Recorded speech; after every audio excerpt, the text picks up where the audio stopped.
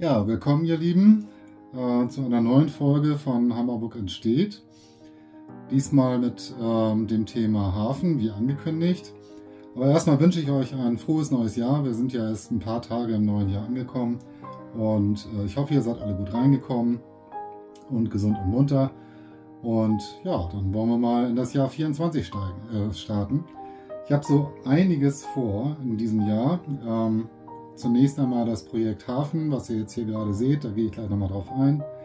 Und dann soll es auch weitergehen mit dem Betriebswerk, dass das wieder klar Schiff gemacht wird und startklar ist. Und vielleicht, wenn alles klappt, will ich dieses Jahr auch die Mauer rausreißen, von der ich euch ja schon in einer der ersten Folgen gezeigt hatte, dass die wegkommt, dass der Raum dann hier größer wird. Ja. Gut, der Hafen. Wir sehen ihn jetzt gerade vor uns. Den will ich euch in mehreren Teilen vorstellen. In Teil 1 werden wir uns hier einmal mit der Hafenstraße befassen, aus diesem Hafenviertel, was ich euch im letzten Video auch vorgestellt hatte. Da war ja noch offen, hier unten die Hafenstraße zu bauen. Da habe ich schon mit angefangen. Das werde ich euch dann heute zeigen. Dann gibt es hier oben das Projekt Schleuse. Die Schleuse wird auch natürlich mit Wasser befüllt sein und hier vorne diese Straße wird über eine Zugbrücke hier laufen, die ich selbst baue. Ich hatte immer die von Faller im Blick. Leider wird die ja nicht mehr hergestellt und wenn es mal einen Bausatz am Markt gibt, dann ist der unverschämt teuer und da habe ich mir gedacht, da es kein passendes Modell dafür gibt, werde ich es einfach mal selbst probieren. Es wird eine sein, die auch mit Motor angetrieben ist, also sprich die Zugbrücke wird auch hoch und runter fahren können und die Fahrzeuge werden dann einspurig über diese Brücke auch rübergeleitet mit Ampelsystem und allem, was dazugehört. Die wird natürlich noch ein bisschen höher kommen, aber das werde ich euch in einem gesonderten Teil dann vorstellen. Dann wird die Straße hier hinten im Bogen weiter rumgehen und jetzt kommt eine Besonderheit, das ist nämlich dann in diesem Teil die Lagerhalle und die Speicherhäuser mit dem Kran, wo auch hier die Verladegleise sind.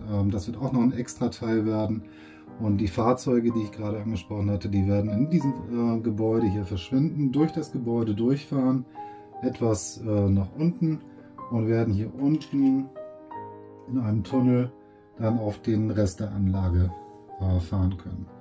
So der Plan. Ich hoffe, das funktioniert auch. Ja, dann haben wir das Hafenbecken selbst.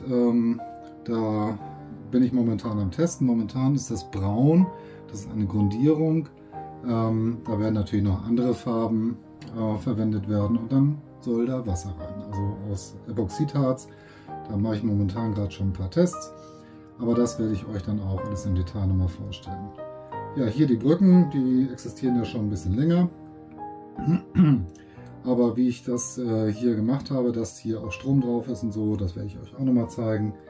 Ja, und dann hier unten, wie es hier unten weiterführt mit dem Fluss. Hier wird er enden, aber er wird hier auch auf der Anlage weiterlaufen. Ja, dann will ich mal starten mit der Hafenstraße. Die stelle ich euch jetzt mal vor. Viel Spaß! Bevor ich mit der Hafenstraße richtig beginnen kann, muss ich erstmal einige Vorbereitungen treffen. Da das Hafenbecken nämlich komplett herausnehmbar sein soll, müssen sich diese Segmente drumherum, also das Hafenviertel, das Schleusensegment und auch der Verladekai, genau an dieses Hafenmodul anpassen. Das heißt, die Kaimauern und auch die Schleusenmauern, die müssen alle schon vorhanden sein, damit ich von außen mich daran ranarbeiten kann.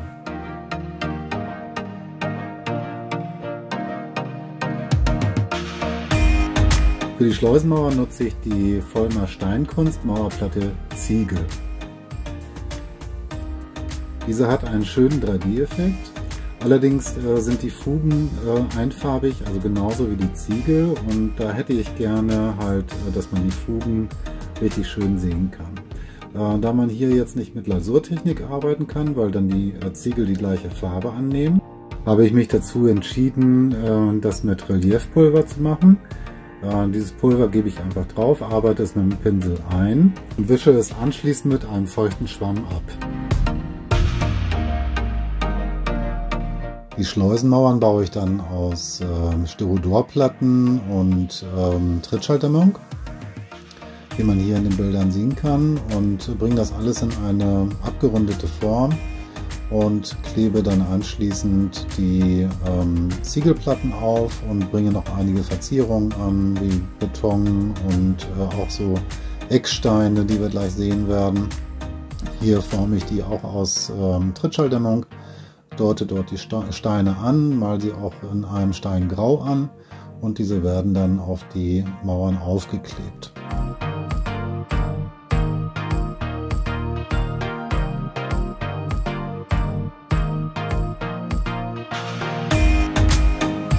Da das Hafenbecken im Ganzen herausnehmbar sein soll, müssen die Schleusenmauern und auch die Schleusentore im unteren Teil vom oberen Teil getrennt werden.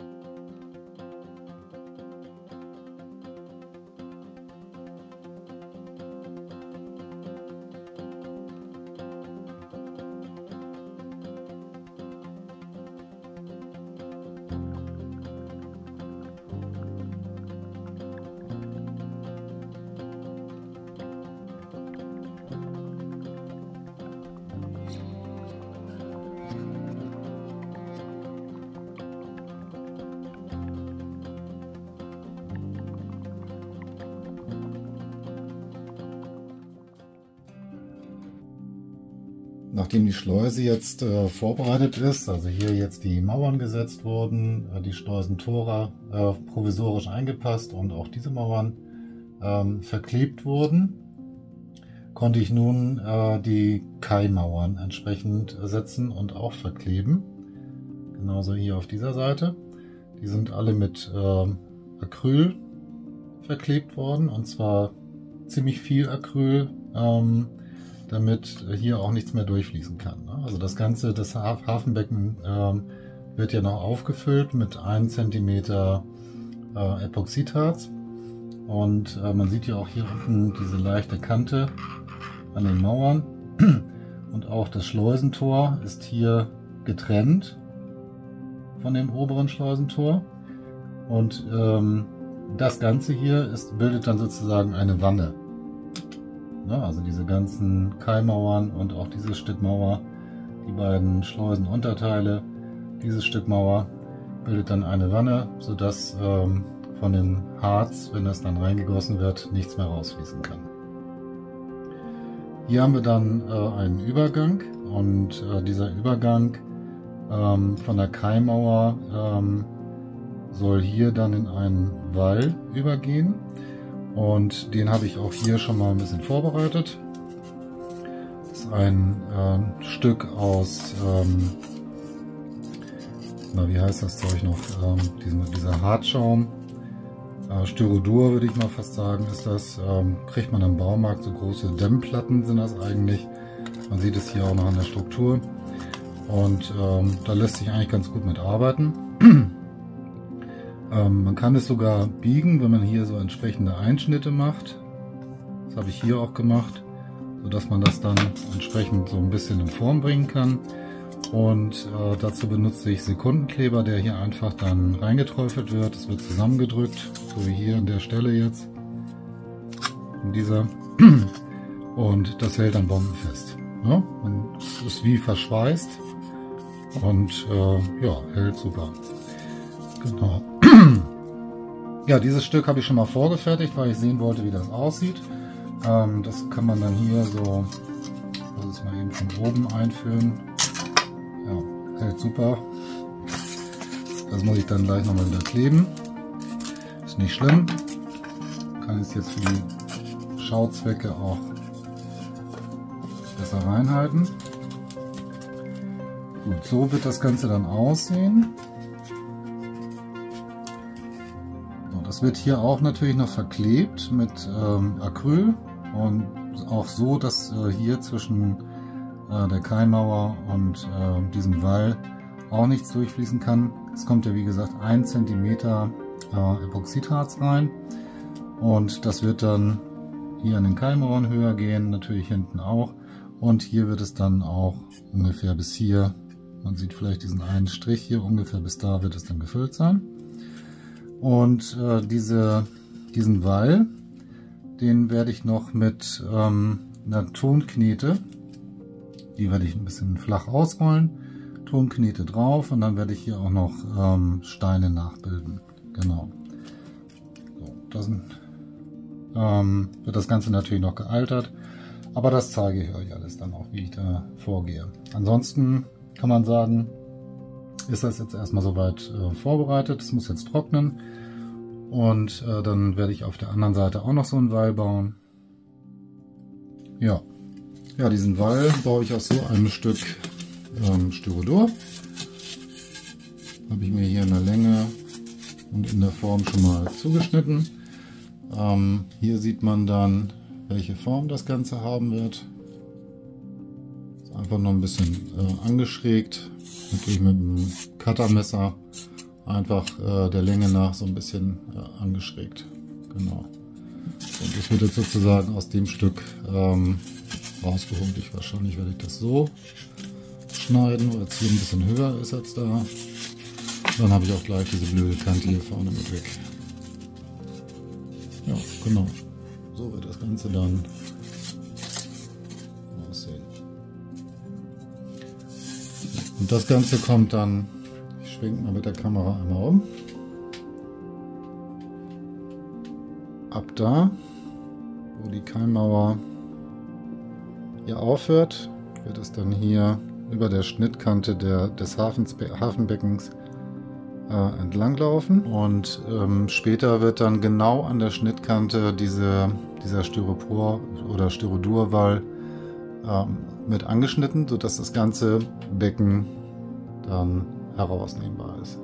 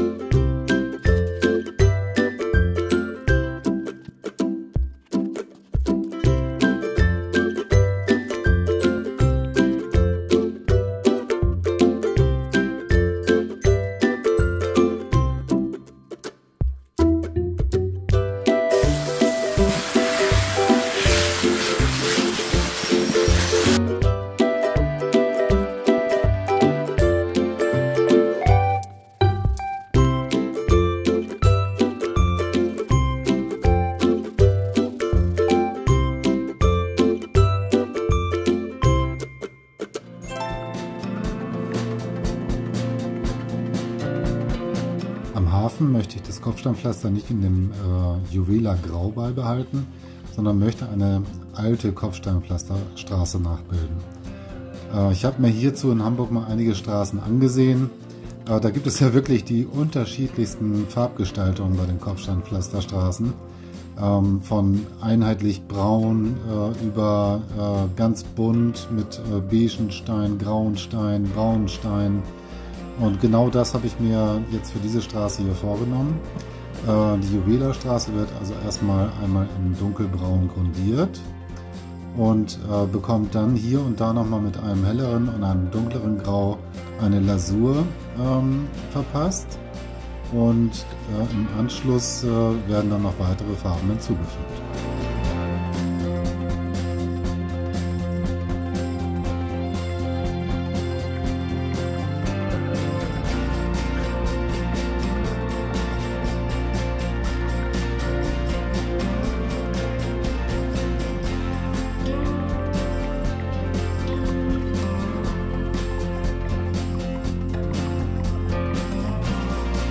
Jede der Kopfsteinpflasterstraßen, die ich gesehen habe, hat eine sehr starke Wölbung, die ich hier mit der Trittschalldämmung versuche nachzubilden.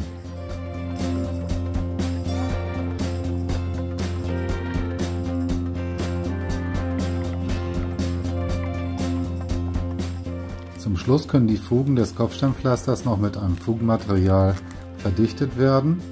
Dazu einfach das Pulver mit einem Pinsel in die Fugen ein bisschen reindrücken und verpinseln und im Anschluss dann mit einer dünnen Lasur, ich habe da German Black Brown genommen von Vallejo, das Ganze nochmal einarbeiten und die Steine von oben nochmal abwischen. Ich kann gleich sagen, es ist nicht unbedingt notwendig, das zu tun, denn die Steine sitzen sehr eng und die Fugen sind nicht wirklich sichtbar.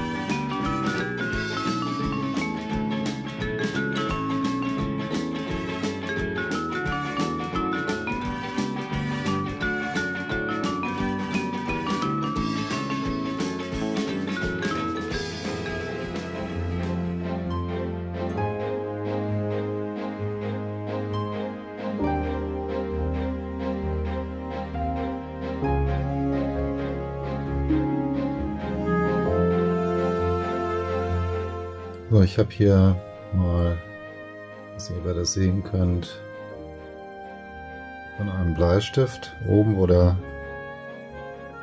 Radiergummi drin ist, das mal rausgenommen und zu einem, ja, so einem Rechteck mit runden, abgerundeten Kanten geformt und habe hier jetzt diese Tonmasse auf den Wall sozusagen drauf modelliert und werde jetzt hier mit dieser Bleistiftspitze sozusagen mal versuchen, hier Steine nachzubilden.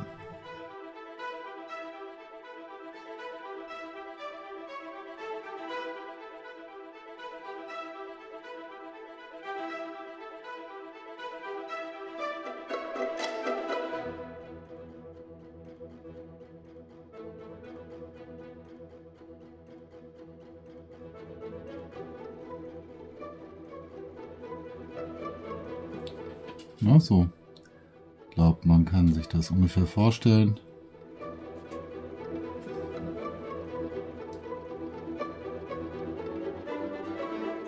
An den Stellen, wo man noch nicht dran kommt, werde ich anschließend noch mit einem Zahnarztwerkzeug nacharbeiten. Mit diesem hier kann man nämlich auch sehr gut Dinge hier reinritzen und noch nach.